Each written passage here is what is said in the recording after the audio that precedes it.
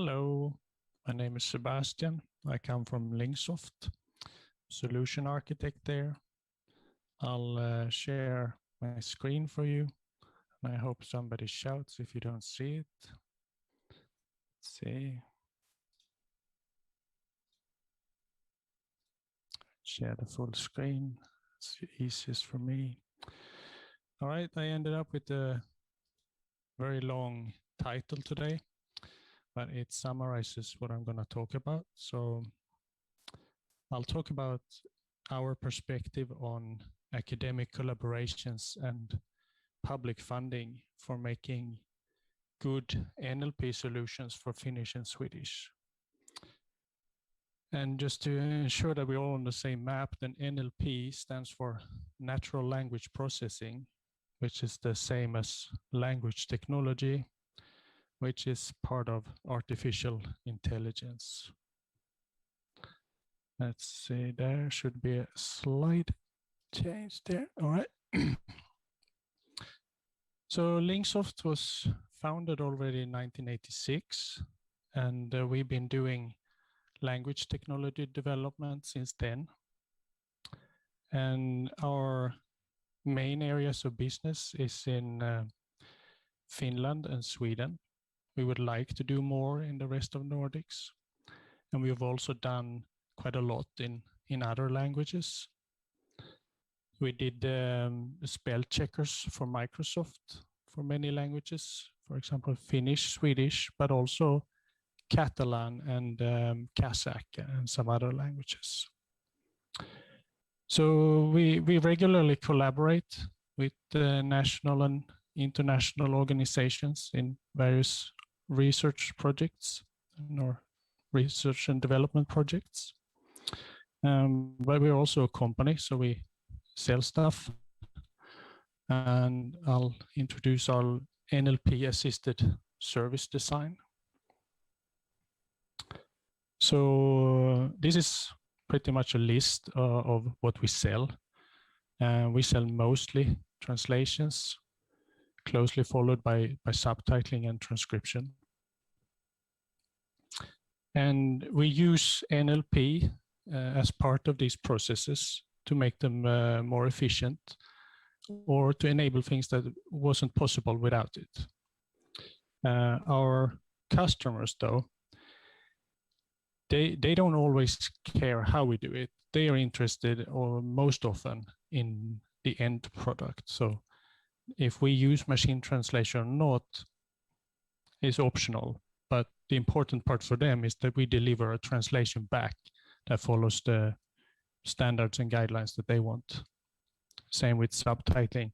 They don't care if we use speech recognition, they want a subtitle video back. We care, however, and it's part of our sales argument that we do use modern technology to make our processes efficient. So we have a sort of microservice software architecture, which is partially the consequence of these collaborations that we have done. So it's very easy for us to integrate open source components or third-party components and put them under the same hood. So for example, Icelandic speech recognition would be very easy for us to integrate here.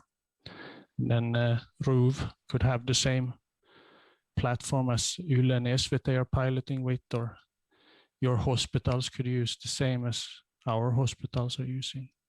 It was very, very easy.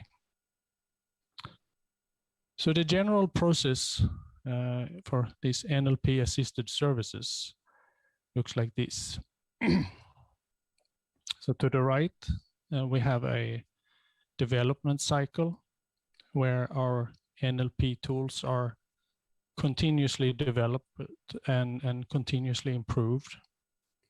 And then to the left, we have a cycle, a production cycle, where we do stuff that the customer wants. So in the case of translation, for example, the customer interface could be a simple email with a PDF attached. And that PDF gets a little bit of pre-processing, but then it goes through our machine translation. and then it goes to a professional translator that checks the machine translation and edits anything that went wrong. And then we send it back to the customer. These parts are sort of optional. The NLP part is optional. You don't have to use it. And you don't have to use professional human post-processing. You can just use the machine translation straight if that quality is good enough for you. In some cases, we provide the professional human, and sometimes the customer takes care of it themselves. So if we take the example of a medical transcription, for example, the customer interface would be a sort of web browser text editor, and the doctor speaks in the microphone, and this data goes through our speech recognition, and it comes out as text on his or her screen, and then it's up to the doctor himself or herself to edit if needed and put it in the journal system. And to make things even a little bit more concrete, I have a few examples here. So we're primarily a translation company, or that's our biggest service.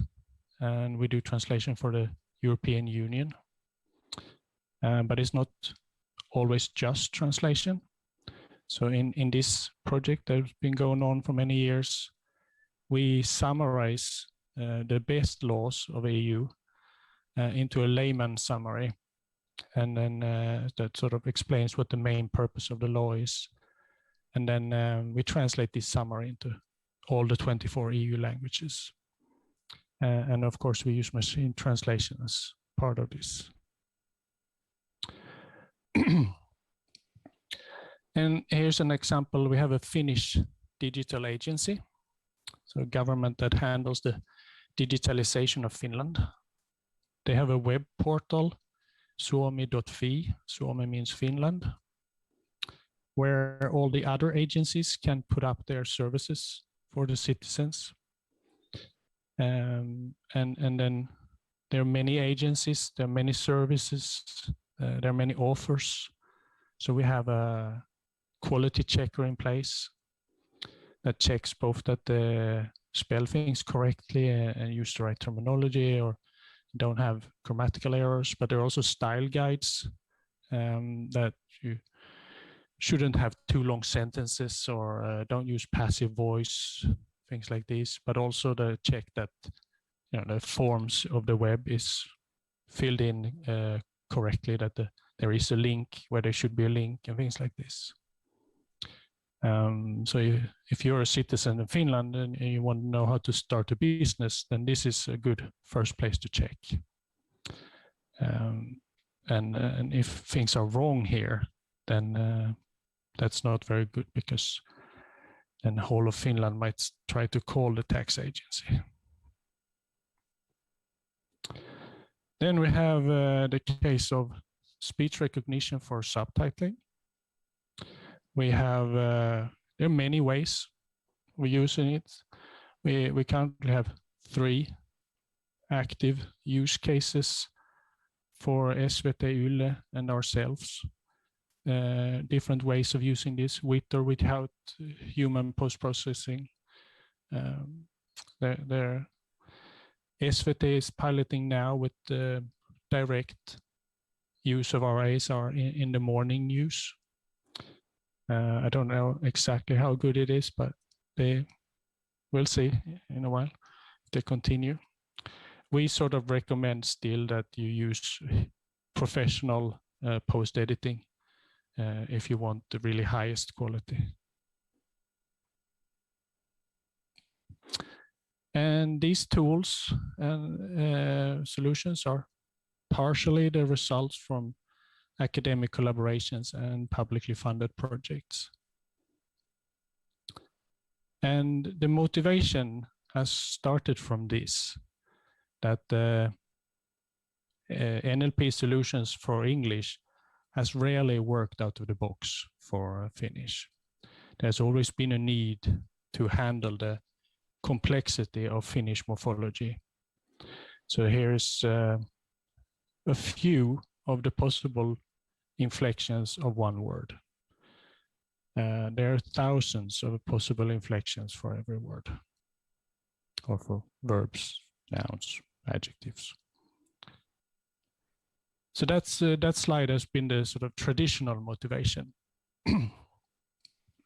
Nowadays, solutions are actually going towards more and more language-independent solutions. But even so, the big companies tend to not prioritize Finnish and Swedish, whereas it's the first priority for most of our customers. So we have found that collaborating with the Finnish and Swedish academia has been the best way to progress on this topic of mutual interest. And nowadays, at least, there's plenty of public funding available, or plenty, there's some at least, because both national and European level governments have sort of recognized the need to stimulate the development of NLP for small languages. And this is not only in Finland and Sweden and Iceland, but I've recently heard that Estonia, for example, also have a very, very big initiative in this direction. And I believe that is the case in many other small European countries. So here's a list of some recent projects in the recent past and near future. MEMAD has been a 3-year project. It's ending this month, where we have done Finnish and Swedish speech recognition for subtitling. Yle, the Finnish broadcast company, was also part of this MEMAD project.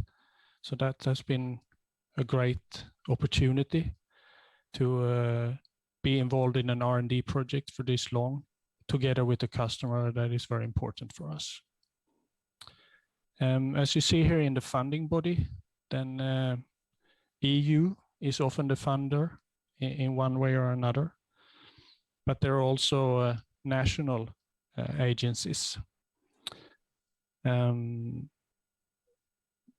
recent project, you've probably heard earlier today about the European Language Grid. It's a portal where they collect tools, NLP tools from all of EU and for the European market, sort of. And we are very much involved there, trying to fill that shop with tools. This microservices that your service is a collaboration with the Reykjavik University, amongst others, one Spanish organization and one Estonian, Tartu University. So this is very much part of our daily work. And the lessons learned, I would say, is that the benefit is that it does give you money for R&D, and it sort of helps you to get your tools and methods and results aligned with state-of-the-art performance. And you get to do this work with great collaboration partners, both from industry and academia. But it's also worth noting that this is not free money. It's not like winning the lottery. You have to work a lot for it. And that goes both before the projects. You have to invest quite a lot of time in applying for these. But also after the project, it might affect what you do, or it does affect what you do, and that might not always be 100% positive. In my current company, we find that the benefits outweigh the drawbacks. But I know in my previous company, then this point of resources taken away from company's profitable business was a key argument for not doing so much of this. And there, I'm not sure if we have time for any questions, but I'm done and I'm here. Thank you.